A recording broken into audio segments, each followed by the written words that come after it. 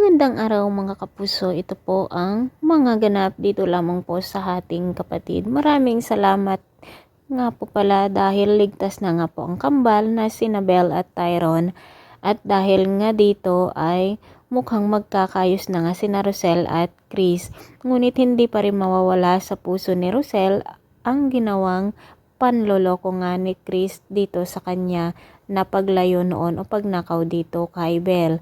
Samantala mga kapuso, alam na nga ni Tali ang sekreto ni na Melania at Via at gusto nga niya itong sabihin kay Rosel, ngunit pinagsasabihan siya ni Melania na kahit ano pa daw gawin nito ay hindi niya tatanggapin ni Rosel itong si Tali at siya na lamang ang natitirang kasama niya sa buhay.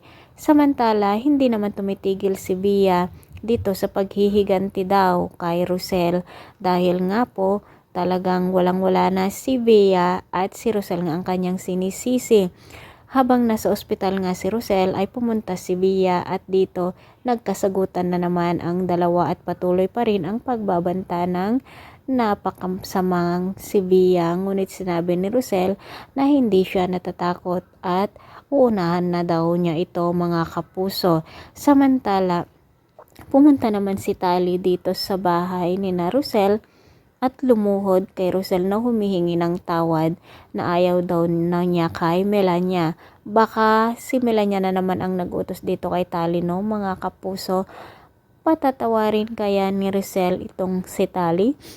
At sigurado pag bumalik na naman si Tali dito sa buhay ni na Rosel ay lalong magkakamiserable na naman ang kanilang pamilya. Lalo pat nang nawala si Tali ay wala silang naging problema. Sana kung bibigyan man ng chance ni Rosel si Tali ay sasabihin naman ni Tali ang kanyang nalalaman na sekreto ni Via at Melania para makulong na ang dalawang salot. Maraming salamat mga kapuso at patuloy po natin abangan ang bawat episode dito lamang po sa ating kapatid. Bye-bye!